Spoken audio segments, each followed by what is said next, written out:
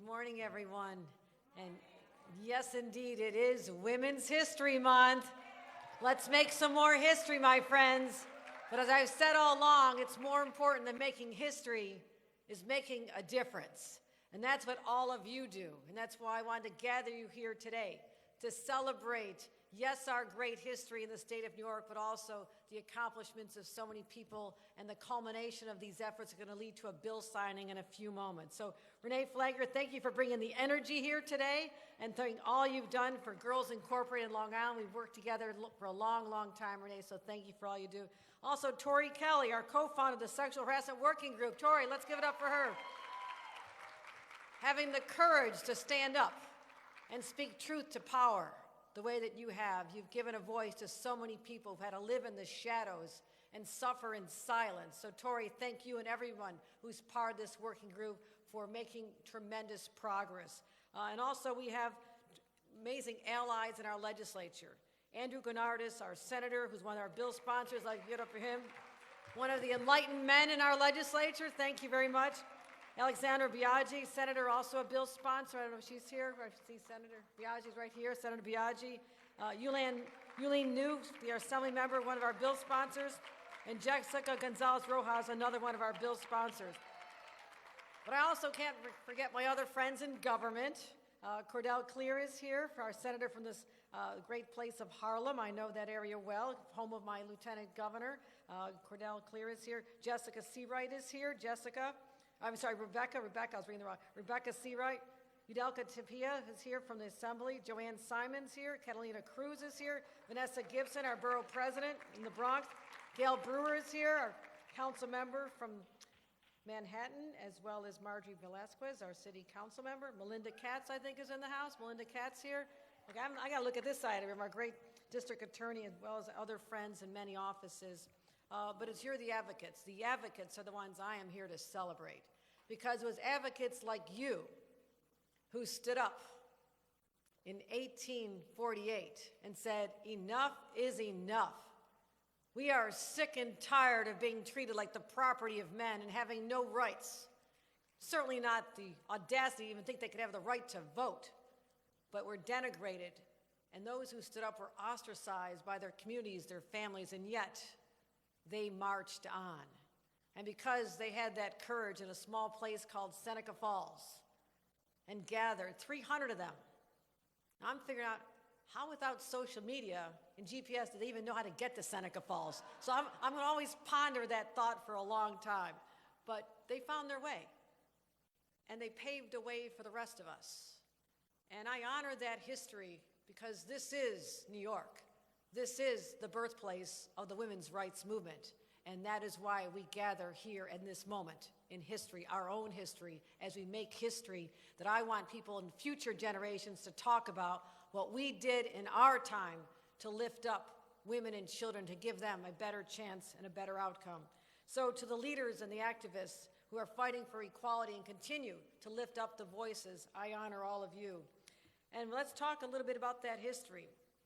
The long journey from Seneca Falls to 1917, and many of you gathered with us as we celebrated the centennial of women's right to vote here in the state of New York. And we had a celebration, for a long celebration over a year and a half, and talked about that history because we want people of today and our children to understand that these rights did not come easily.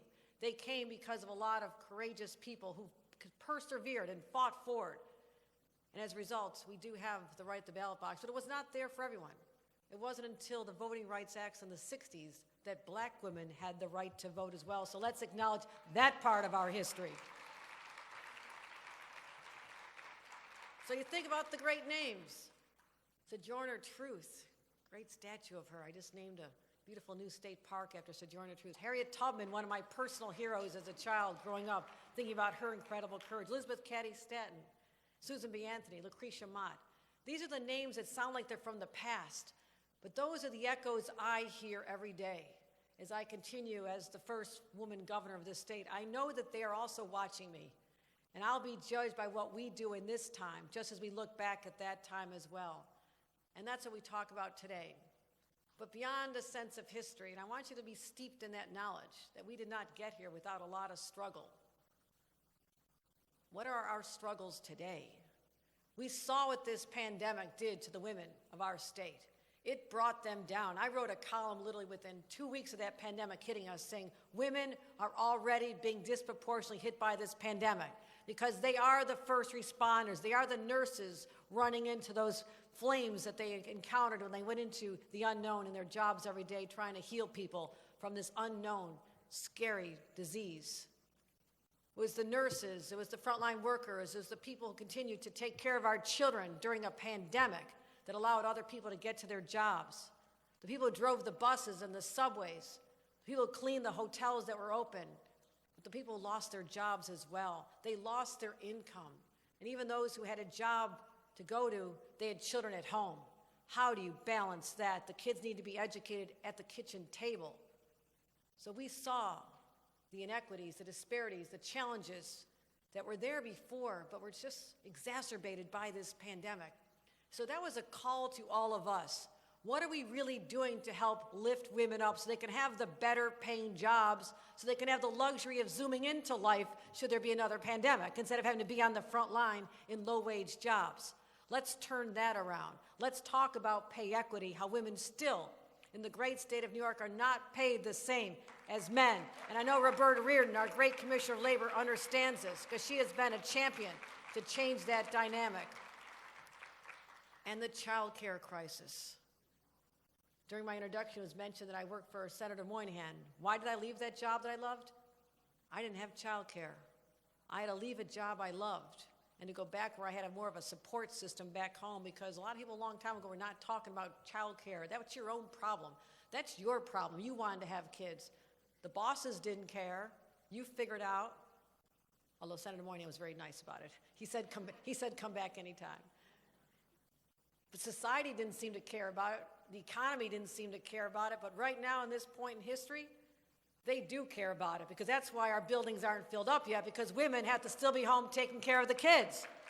So I'm trying to get our major employers to be enlightened and realize that they have the power. They can help alleviate this. Why aren't we using some of our vacant space that may never be filled again and putting in child care centers? People will be coming back to work in droves. Let's be creative about how we deal with this. And making sure that the health care disparities that hit women, but particularly people in communities of color, why are the numbers so much higher, the people who contracted the disease and succumbed to the disease, higher in those communities? That's why I have Dr. Mary Bassett at my side, to make sure that we peel back and find out what happened, so we are never leaving any society or any community so exposed again. That's what we're going to do. So I mentioned a few members of my administration. I am so proud that I was able to assemble the best and the brightest. I have over 25 key cabinet members who are women, because I went after the smartest. I went after the most compassionate people, and I want to honor those who are here today. I see Fran Barrett here as well. Fran, thank you for your many years of service as well. So it's about bringing smart people together. It's about teaming up with the advocates. It's about getting things over the finish line. And that's what we're going to talk about today. That yes, we've had a challenge, women. No surprise to any of us. Sexual harassment in the workplace is as old as the workplaces. It's been there a long time. And it was just under the radar. No one really talked about it. It's what you put up with if you want to work in the male-dominated places, whether it's politics, whether it's construction sites, whether in tech businesses. It's been out there a long time, but nobody ever had the courage to just say, I'm willing to stand up, until we heard some voices of women in Albany and started forming the sexual harassment workforce and said there has to be a better way. We have to be able to protect women and let them know that there is a safe place for them. No matter where they want to work, that place must be safe for them. I also champion this going to countless college campuses, talking about sexual assault and harassment on campuses. We send our daughters off for an education, and trying to integrate into society, they have to be in this environment where there's date rape and harassment, and they have to sit with their classmates. Someone who harassed them or raped them or attacked them the night before, they have to still sit in class with them because there are no laws to protect those young women. That has changed as well. So I am very proud today to announce that we will be signing a number of bills that came through this process. To the advocates who made this happen and their champions in the legislature, I'm proud to sign bills that will address sexual harassment in the workplace and say that once and for all, my administration has cleaned house. This is a new day in New York, as I said on the first day, that everyone has the right to a safe, secure workplace where they are valued and respected. We created a human resources department, a real one. So actually, real complaints can be heard by real people who will take action. We actually have an outside law firm available for people to complain to, so there's no sense that anybody within my administration can cover up or sweep something under the rug. No longer will women have to live in fear in any workplace, particularly in our administration. So I've also directed all of our employees to have anti-harassment training, everybody. Okay, was not going on before, but also I said, and it's going to be in person. You know why? Because I know people just click through, right? Are they really paying attention? I want real accountability. I want everyone who calls themselves a state employee to have been trained in anti-harassment training.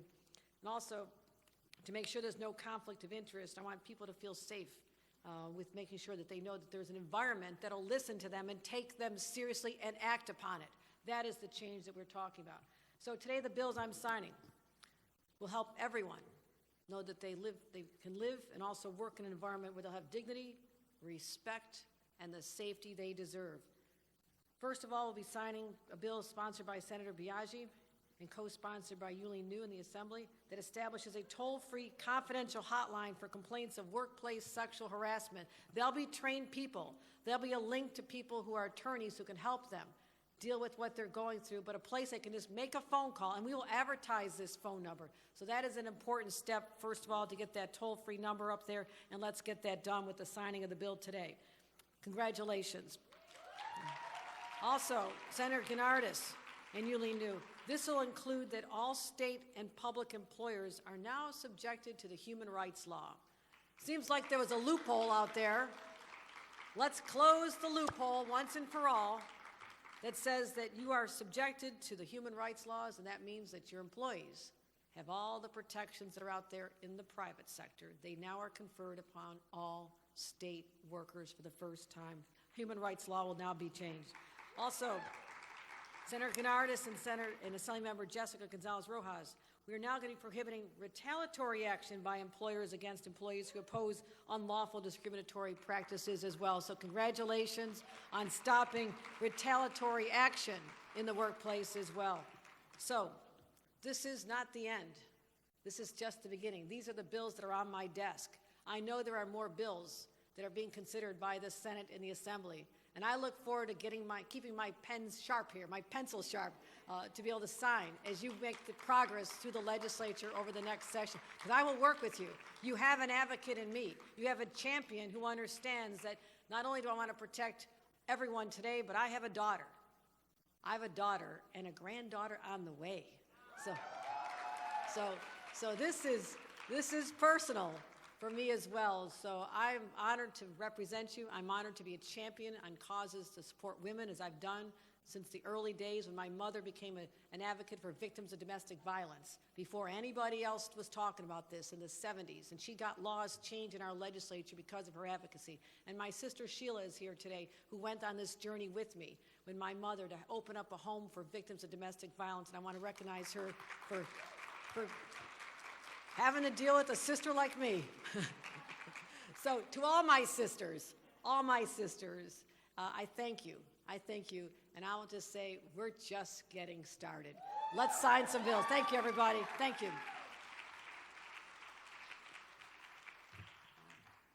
Please welcome Tori Kelly, co-founder of Sexual Harassment Working Group. Thank you so much for inviting me to speak today. My name is Tori Kelly, and I'm a co-founder of the Sexual Harassment Working Group. The working group, which was founded to push trauma-informed laws, is a collective of former staff of elected officials who experienced or reported harassment in the New York State Legislature. In their unpaid spare time, they have already made an impact on our state.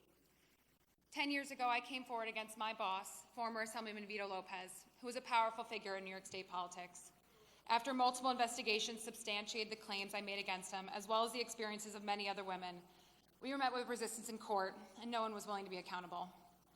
I am very grateful that these 3 bills are being signed, but especially the bill to close the personal staff loophole, also known as the license to harass, which was a defense used against me when I was seeking justice.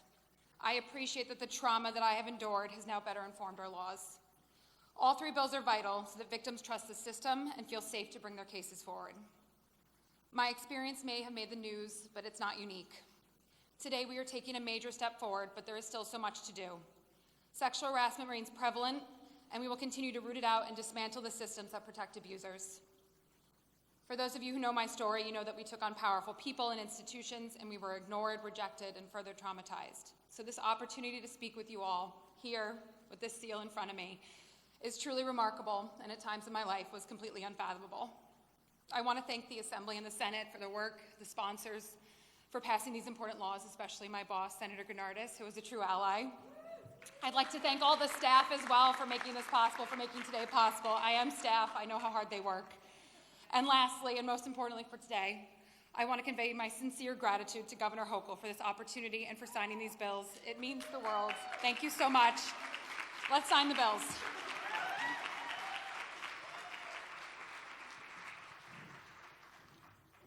Please remain at your tables until the signing is finished and the program concludes.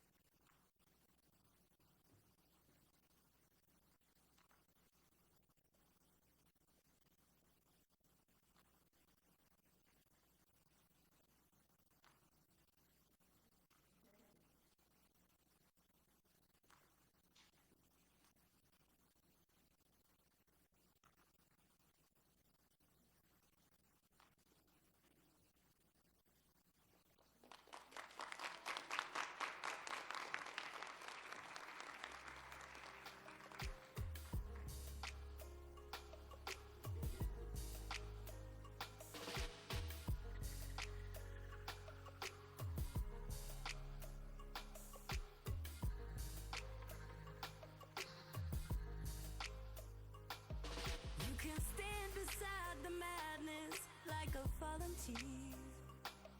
You can hold on to the sadness like a souvenir.